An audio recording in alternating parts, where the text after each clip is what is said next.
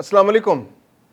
Israeli security काबीना ने आखिरकार एक घिनौने मंसूबे की मंजूरी दे दी और वो मंसूबा यह है कि फ़िज़ाई हमलों के बाद अब गज़ा के अंदर ज़मीनी फ़ौजें दाखिल की जाएं ताकि वहाँ से हमास को बेदखल किया जाए। इसके अलावा जो गज़ा में फ़लस्तीनी मौजूद हैं उनको भी धकेल कर पीछे जनूब के इलाकों में ले जाया जाए और अल मवासी के इलाकों में उनको मुंतकिल किया जाए और इस इलाके को डिमिलिटराइज करके यहाँ पर एक अपनी मर्जी की कठपुतली हुकूमत कायम की जाए।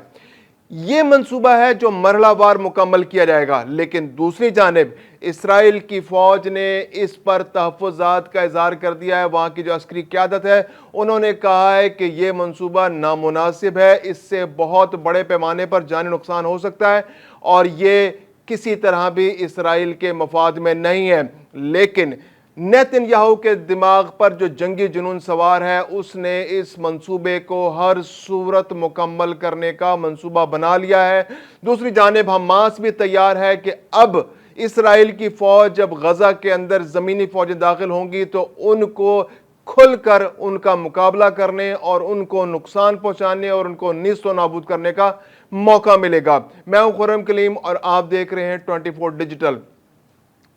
पिछले 1.5-2 साल के अंदर गजा के अंदर जो तबाही हुई इसकी मिसाल दुनिया की तारीख में मिलना मुश्किल है। मासूम शहरियों को, खवातीन को, बच्चों को, गैर मुसल्लह अफराद को फ़िज़ाई बमबारी के ज़रिए जिस तरह से शहीद किया गया उसकी मिसाल मिलना मुश्किल है। इसराइली फ़ौजों ने मज़ालिम के साबका तमाम रिकॉर्ड तोड़ दिए और दुनिया इस पर खामोश तमाशाई बनी रही,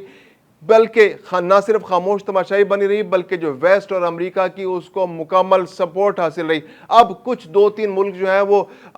आंसू बहा रहे हैं, टसवे बहा रहे हैं, झूठे आंसू बहा रहे हैं और ये साबित करने की कोशिश कर रहे हैं कि वो तो इंसानी हकूक के बड़े चैंपियन है। फ्रांस और बरतानिया अब आगे बढ़कर कह रहे हैं कि भाई जंग बंदी कर दीजिए। फ्रांस तो धमकी भी दे रहा है, झूठी धमकियां दे रहा है कि वो इसराइल पर हमला भी कर सकता है अगर इसराइल ने मजीद जो है हमले जारी रखे। लेकिन ये सारे टसवे बहाने की बातें हैं। असल बात यह है कि किसी भी एक्शन पर अमेरिका के कहने पर जो भारत और पाकिस्तान की जंग रोक सकती है तो इसराइल जो बहुत छोटा मुल्क है रकबे में, क्या वो जंग नहीं रोक सकता? इसका मतलब बड़ा सिंपल और वाज़ेह है कि अमेरिका और मगरिब की हिमा पर यह तमाम कार्रवाई हो रही है। अब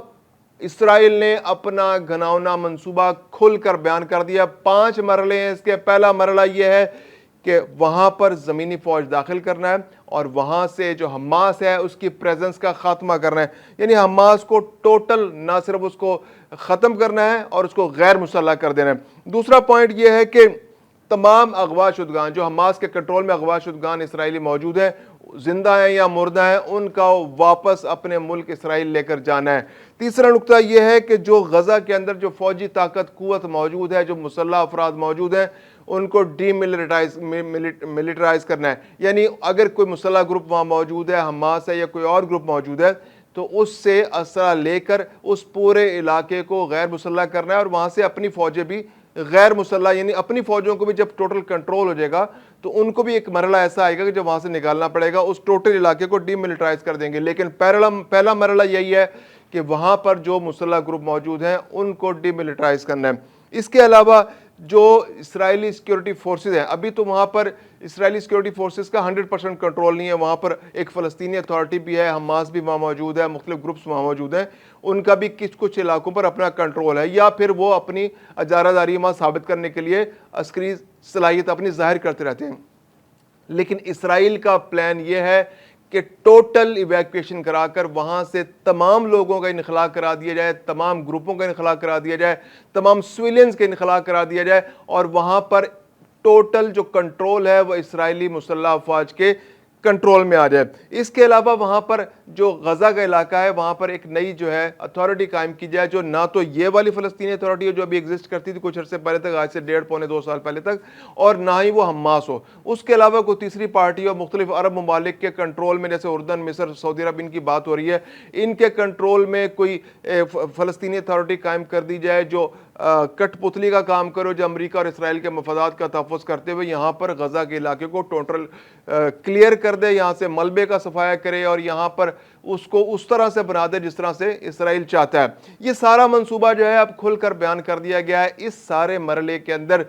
جو وہاں پر لوگ موجود ہیں، جو غزہ شہر کے اندر اب تک کچھ لوگ موجود ہیں، 1.5 لاکھ سے زیادہ آبادی تھی، 1,60,000 کی آبادی تھی غزہ شہر کی، اس کا انخلا تو ہو چکا ہے، تمام عمارتیں تباہ ہو چکی ہیں، لیکن اب بھی وہ لوگ جو ہے غزہ کے آس پاس مختلف علاقوں میں کیمپوں میں موجود ہیں، یا وہ جو ریبلز ہیں، جو ملبہ ہے اس کے اندر چھپے ہوئے ہیں اور وہاں موجود ہیں اب بھی بڑی تعداد۔ البتہ 60,000 سے زیادہ لوگ شہید ہو چکے ہیں، لیکن پھر بھی تقریباً 1.5 لاکھ افراد جو ہے غزہ کے آس پاس، غزہ شہر کے آس پاس موجود ہیں۔ ان کو اس علاقے سے ایویکویٹ کرنا دھکیلنا ہے۔ اب جو تقریباً 23 لاکھ آبادی تھی غزہ کی اس حملے سے پہلے، تو وہ اس کی بڑی تعداد پہلے ہی کیمپوں میں منتقل ہو چکی ہے، جو خان یونس کا علاقہ ہے یا الرفا کا علاقہ ہے۔ الرفا کا علاقہ وہ جو مصر سے ٹچ ہونے والا جو غزہ کا علاقہ ہے، وہاں پر منتقل ہو چکی ہیں۔ تو اب اسرائیل یہ پلان کر رہا ہے کہ خان یونس اور رفح کے علاقوں کو بھی خالی کرا کر ان فلسطینی پناہ گزینوں کو دھکیلتے ہوئے المواسی، جو بالکل جنوب کا علاقہ ہے غزہ کا، وہاں لے جایا جائے اور وہاں پر ان کی قسمت کا فیصلہ کیا جائے، اور وہاں سے ان کو کہیں اور کسی اور ملک میں منتقل کیا جائے، یا پھر ایک ایک کر کے ان کو یا تو بھوک کے سپرد کر دیا جائے اور وہ زندگی کی بازی ہار جائیں، یا پھر ان کی ایویکویشن وہاں سے ہو جائے، اور اس کے بعد اس علاقے پہ ٹوٹل کنٹرول کر کے اس کو نئی صورت میں، جیسے ٹرمپ صاحب کہتے ہیں کہ اس کو ایک سیاحتی مقام بنا دیا جائے جہاں دنیا کے بھر کے لوگ آئیں اور سیاحت کریں اور عیاشی کریں۔ تو یہ وہ پلان ہے جو اسرائیل اپنا ظاہر کر چکا ہے۔ دوسری جانب جو عسکری ذرائع ہیں، جو عسکری قیادت ہے جو وہاں کی، اس کو بڑی سیریس ریزرویشنز ہے۔ وہ کہتے ہیں کہ یہ اتنا پریکٹیکل نہیں ہے یہ جو آپ منصوبہ بنا رہے ہیں، کیونکہ اس میں بہت زیادہ خطرات ہیں، کیونکہ انہیں اندازہ ہے اسرائیل کی فوجی قیادت کو کہ جب اسرائیلی فوجیں غزہ کے اندر داخل ہوں گی تو حماس جو پہلے سے بہت بھری بیٹھی ہے، جس کو بہت غصہ ہے، کیونکہ وہ فضائی حملہ تو کر نہیں سکتے، ان کے پاس کوئی ایئر فورس تو ہے نہیں، نہ ان کے پاس مارٹر گولے ہیں، نہ ان کے پاس اینٹی ایئر کرافٹ گنز ہیں، یا اس طرح کا جدید اسلحہ تو ان کے پاس ہے نہیں کہ وہ اپنے علاقے میں بیٹھ کے اسرائیل کو نشانہ بنا سکے، لیکن ان کے پاس چھوٹے ویپن ضرور موجود ہیں، ان کے پاس لینڈ مائنز موجود ہیں، ان کے پاس چھوٹے راکٹ موجود ہیں، راکٹ لانچرز موجود ہیں، جس کے ذریعے وہ اسرائیلی ٹینکوں کو، اسرائیلی فوجیوں کو، اسرائیلی ملٹری گاڑیوں کو نشانہ بنا سکتے ہیں، تو اور وہاں بارودی سرنگیں بھی بچھا سکتے ہیں، اور اس سے اسرائیلی گاڑیوں کو، اسرائیلی فوجیوں کو شدید نقصان ہو سکتا ہے۔ تو جو عسکری قیادت ہے اس کو پوری طرح سے اپنے نقصانات کے خدشات کا، پورے خدشات کا اظہار کر چکے ہیں، اور ان کا اندازہ ہے کہ اگر وہاں داخل ہوئے تو اس میں ان کو شدید ترین نقصان کا سامنا کرنا پڑے گا۔ اس کے علاوہ جو سب سے بڑا ایشو جو ہوتا ہے، جنگ جب کی جاتی ہے تو جنگ کے کچھ مقاصد ہوتے ہیں، تو یہ اس جنگ کے کچھ واضح مقاصد نہیں ہیں۔ ایک مقصد تو واضح ہے کہ نیتن یاہو اپنی حکومت کو بچانے کے لیے یہ سب کچھ کر رہا ہے، اور یہ گھٹیا پن اور اسرائیل میں اسرائیلی فوجوں کا استعمال کرتے ہوئے فلسطینیوں کی نسل کشی کر رہا ہے۔ لیکن جو اپیرنٹلی جو مقاصد ہوتے ہیں کہ آپ کیا کرنا چاہتے ہیں، آپ وہاں پہ قبضہ کرنا چاہتے ہیں، وہاں پہ اس علاقے کو اسرائیل کے اندر شامل کرنا چاہتے ہیں، وہاں کے ڈی ملٹرائز کرنا چاہتے ہیں، آپ اگر شامل کر کے کچھ اس کو سیاحتی مرکز بنانا چاہتے ہیں، تو ابھی اس بارے میں اسرائیل کی جو پالیسی ہے وہ غیر واضح ہے۔ تو ایسے میں جو عسکری قیادت ہے وہ کہتی ہے کہ کسی ایسی منصوبے میں شامل ہونا جس میں جنگی مقاصد ہی کلیئر نہ ہو کہ کرنا کیا چاہ رہے ہیں آپ، تو وہ کسی طرح بھی سوٹیبل نہیں ہے، اور اس طرح کی صورتحال میں یہ ہوتا ہے کہ آپ کسی طویل جنگ کے اندر الجھتے چلے جاتے ہیں۔ پھر اس کے علاوہ جو بین الاقوامی دباؤ ہے وہ بھی بڑا شدید ہے، کیونکہ اب جس طرح سے نسل کشی میں اضافہ ہو رہا ہے، امریکہ کی جانب سے بھی اسرائیل پر دباؤ ڈالا جاتا ہے کہ آپ اس جنگ کو روک دیں، کیونکہ ڈونلڈ ٹرمپ جو ہے وہ یہ چاہتا ہے کہ اس کو نوبیل امن پرائز ملے، تو وہ دنیا بھر میں جنگیں جتنی شروع ہوئی ہیں، کچھ تو جنگیں اس نے شروع کرائی اور خود ہی ختم کرا دی، جیسے وہ تھائی لینڈ اور وہ کی جنگ ہوئی، اس کے بعد اس کو جیسے شروع ہوئی اس کو 2-4 دن بعد اس کو ختم کرا دیا۔ اس کے علاوہ جو پاکستان بھارت کا جنگ کے خاتمے کا کریڈٹ بھی ڈیفینیٹلی ڈونلڈ ٹرمپ جنگ بندی کا لیتے ہیں۔ اس کے علاوہ وہ یہ چاہ رہے ہیں کہ یہ جنگ بھی ختم کرا کر یہاں پر امن قائم کیا جائے، تاکہ وہ نوبل امن پرائز جو ہے وہ حاصل کر سکے۔ لیکن اسرائیل اور اسرائیلی لابی، امریکہ کے اندر موجود یہودی لابی اور اسرائیلی لابی جو ہے اس کو سپورٹ نہیں کر رہی، اور وہ ڈونلڈ ٹرمپ جو ہے وہ اس پہ امپلیمنٹ نہیں کرا پا رہا جنگ بندی پر۔ امریکہ کی جانب سے ایک اسرائیل پر دباؤ موجود ہے کہ وہ جنگ کو اس وقت اسی مرحلے پر روک دے۔ فرانس غیر معمولی ریئیکشن دکھا چکا ہے، فرانس نے کہا ہے کہ جناب آپ اس جنگ کو روک دیں۔ برطانیہ بھی فرانس کے دیکھا دیکھی اب کہہ رہا ہے، پھر دنیا کے بڑے بڑے ممالک، آسٹریلیا کے اندر، انگلینڈ کے اندر، یورپ کے اکثر ملکوں کے اندر لاکھوں لوگوں کے اجتماع سامنے آ رہے ہیں کہ خدا را اس نسل کشی کو بند کر دو، دنیا میں بہت خون آپ نے بکھیر لیا ہے، بہت بچوں کا قتل ہو گیا، اب اس کو بند کر دو، آپ نے غزہ کو تو تباہ حال کر ہی دیا، تباہ کر دیا، تو اس کے بعد نسل کو ختم کرنے کی کیا ضرورت ہے؟ تو وہ ریئیکشن بھی عالمی دباؤ ان پر سامنے آ رہا ہے۔ تو جو عسکری قیادت ہے وہ اس کو ریئلائز کر رہی ہے کہ آنے والے دنوں میں ممکن ہے کہ دباؤ اتنا شدید بڑھے کہ کہیں ایسا نہ ہو کہ یو این فورسز اس علاقے میں آ جائیں اور کوئی جنگ اور اس صورت اختیار کر جائے۔ اس کے علاوہ جو غزہ کے بعد کی صورتحال ہے وہ بھی ابھی کلیئر نہیں ہے کہ وہ کنٹرول کس طرح سے ہوگا۔ کیا مستقل طور پر اسرائیل کی فوجیں یہاں رہیں گی اور غزہ کا کنٹرول غزہ کے اسرائیل کے پاس آ جائے گا اور اس کو آہستہ آہستہ اس علاقے کو اسرائیل کا حصہ بنا دیا جائے گا، یا پھر یہ وقتی طور پر یہاں پر فوجیں رہیں گی؟ اگر وقتی طور پر فوجیں رہیں گی تو اس میں اسرائیلی جو عسکری قیادت ہے ان کے سیریس کنسرنز ہیں کہ اگر یہاں پر ہماری فوجیں رہیں گی تو جو اس کا نقصانات ہے تو اس کا نقصانات اتنے زیادہ ہو جائیں گے کہ اس کا جو آپ کو ریٹرن ملے گا وہ بہت کم ہوگا۔ اس کے علاوہ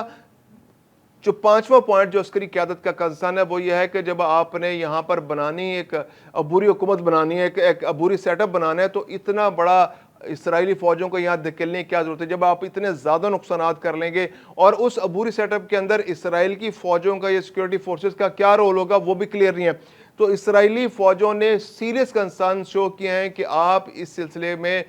اس طرح آپریشن نہ کریں، اس میں فوجیوں کا نقصان ہوگا اور ریٹیلیشن ہو سکتی ہے۔ ممکن ہے کہ اسرائیل کے اندر بھی جو تھوڑے بہت مسلمان موجود ہیں ان کی جانب سے کوئی ریئیکشن سامنے آئے، یا پر کچھ جو گوریلا وار شروع ہو جائے وہاں پر اسرائیل کے اندر اور وہاں کے شہریوں کو نقصان پہنچے۔ تو انہوں نے اپنے کنسرنز جو ہیں وہ سیاسی قیادت کے سامنے رکھے،